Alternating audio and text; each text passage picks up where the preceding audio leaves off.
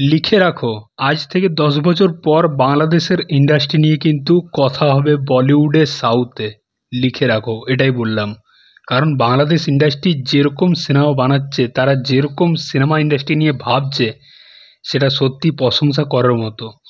বাংলাদেশ ইন্ডাস্ট্রিতে দুটো ইউনিভার্স হতে যাচ্ছে। একটা হচ্ছে রায়ান রাফি ইউনিভার্স, যেখানে আমরা মিখাইল, মনসুর এবং মাসুদকে দেখতে পাবো। মানে সাকিব খান, সিয়াম আহমেদ এবং আফরান নিশো, এই তিনজন মিলে একটা ইউনিভার্সের সিনেমা হতে যাচ্ছে, রায়ান রাফি ইউনিভার্স। এবং সেকেন্ড যে ইউনিভার্স হতে যাচ্ছে, সিনেমাটিক ইউনিভার্স, সেটা হচ্ছে ডিরেক্টর সঞ্জয় সমাদ্দারের সিনেমা ইনসাফ। হ্যাঁ, ইনসাফ সিনেমাটা ঈদুল আজহাতে মুক্তি পেয়েছে, তাণ্ডব সিনেমার সাথেই একই দিনে। সিনেমাটা মোটামুটি বেশ ভালো চলছে। মানে তাণ্ডবের পর যদি কোনো সিনেমা বক্স অফিসে বেশ ভালো রেসপন্স দিচ্ছে, দর্শকদের পছন্দ হচ্ছে, সেটা হচ্ছে ইনসাফ। তো ইনসাফ সিনেমাতে একটা ক্যামিও আছে। সেটা কার ক্যামিও আশা করছি আমরা সবাই জেনে গেছি, এগুলো লুকানোর কিছু নেই, কারণ এখন সোশ্যাল মিডিয়াতে সব কিছু ভাইরাল হয়ে গেছে। মিস্টার চঞ্চল চৌধুরী, বাংলাদেশ ইন্ডাস্ট্রির অন্যতম আমার পছন্দের একজন অ্যাক্টর। চঞ্চল চৌধুরীর একটা ক্যামিও আছে। তার লুক, ভাই তার লুকটা যা বানিয়েছে, হেভি লেগেছে। ওই পুরো টাকলা, এখানে একটা নাকের পরে আছে, যেরকম ওই গিটারের মতো একটা চপার নিয়ে ভাই একজনকে মারছে। মানে ওই সিনটা আমি দেখেছি সত্যি। মানে এখন তো ভাইরাল হয়ে গেছে, এখন আর আটকানোর কিছু নেই। তুমিও দেখছো, আমিও দেখছি সোশ্যাল মিডিয়া খুললেই। তো ওই সিনটা দেখেছি। তো চঞ্চল চৌধুরী একদম সিনেমার লাস্টে আসে, মানে জাস্ট 10 সেকেন্ডের একটা রোল। তো এই 10 সেকেন্ডের রোলেই মালটা পুরো ফাটি দিয়ে বেরিয়ে গেছে ভাই। চঞ্চল চৌধুরী দারুণ একজন অভিনেতা, সেটা নিয়ে কোনো সন্দেহ নেই। তো এই সিনেমাতে মুখ্য চরিত্রে সারিফুর রাজ, মোশাররফ করিম, তাসনিয়া ফারিন ছিল, এছাড়া মিশা সওদাগর।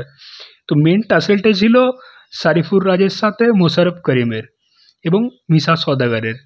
তো একদম লাস্টে ক্লাইম্যাক্সে আসে এই ভিলেনটা চঞ্চল চৌধুরী।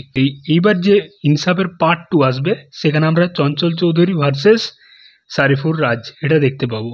তারপর হয়তো আরও কারোর ক্যামিও থাকবে। তো এটাও কিন্তু একটা ইউনিভার্স হতে যাচ্ছে সঞ্জয় সমাদ্দারের। তো দেখো, এটা নিয়ে তারা কিন্তু চিন্তাভাবনা করছে এই ইউনিভার্স ক্রিয়েট করা। দুটো তাহলে ইউনিভার্স হলো বাংলাদেশের, একটা রায়ান রফির এবং একটা সঞ্জয় সমাদ্দারের ইনসাফের ইউনিভার্স। তো বাংলাদেশ ইন্ডাস্ট্রি বুঝতে পারছো কতটা ভাবছে সিনেমাটাকে নিয়ে। সেই জায়গায় আমাদের টলিউড কতটা মানে পেছনে পড়ে আছে ভাবো। তারা এসব নিয়ে কোনো চিন্তা ভাবনাই করছে না সিনেমা ইন্ডাস্ট্রি নিয়ে। তারা এখন সেই সিরিয়াল মার্কা সিনেমা বানাতেই ব্যস্ত। সত্যি বলতে, তোমরা হয়তো ভাবছো যে আমি এপার বাংলায় থাকি, অথচ বাংলাদেশ ইন্ডাস্ট্রির প্রশংসা কেন করছি। আরে ভাই, ভালো সিনেমা বানালে তবে প্রশংসা তো করবোই, কেন করব না। সত্যি বলতে ভয়টা কিসের ভাই? আমি বলছি তো যে বাংলাদেশ ইন্ডাস্ট্রি আজ থেকে 10 বছর পর বলিউড, সাউথ সবাই বাংলাদেশ ইন্ডাস্ট্রি নিয়ে কথা বলবে, নাম করবে। আজকে টলিউড ইন্ডাস্ট্রির মধ্যে সেটা দেখতে পাচ্ছি না। তারা সবাই নিজের নিজের নিয়ে ব্যস্ত। আজকে দেব, সে নিজের একটা প্রোডাকশন হাউস খুলেছে। জিৎ, সে নিজের একটা প্রোডাকশন হাউস খুলেছে। অঙ্কুশ, সে নিজের একটা প্রোডাকশন হাউস খুলেছে। যশ, যে কিছু জানে না, সেও নিজের একটা প্রোডাকশন হাউস খুলে নিয়েছে। সব নিজের নিজের প্রোডাকশন হাউস খুলে মানে ভাবছি যে নিজে নিজের টাকা ঢোকাবো। এইরকম চিন্তাভাবনা করলে ভাই হবে না কোনোদিনই এরকম সিনেমা। তো এরকম চিন্তাভাবনা করলে কোনোদিন এরকম ইউনিভার্স ক্রিয়েট হবে না, এবং কোনোদিন এক সিনেমাতে আমরা 3-4টা হিরোকে দেখতে পাবো না, যেটা এই মুহূর্তে বাংলাদেশে হচ্ছে। তো কোথাও গিয়ে এটা দেখেও ভালো লাগছে যে বাংলাদেশ ইন্ডাস্ট্রি এটা করতে পেরেছে।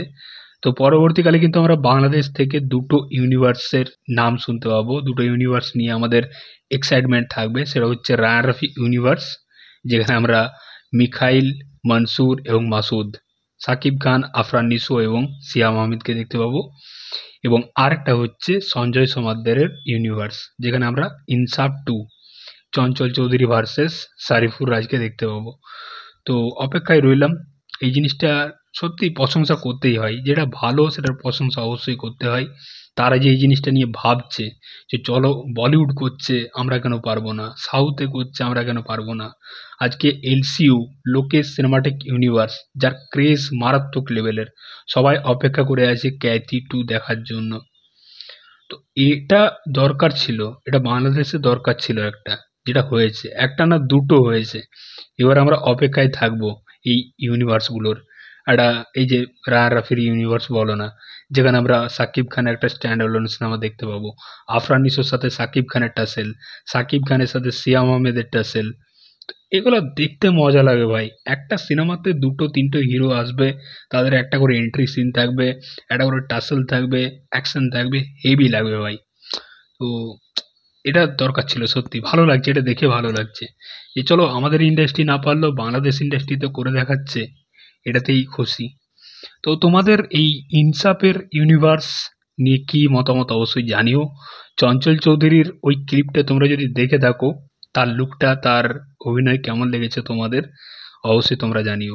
চললাম, দেখা হচ্ছে পরের ভিডিওতে। চ্যানেলটাতে নতুন হয়ে থাকলে অবশ্যই সাবস্ক্রাইব করে যাবো। টাটা।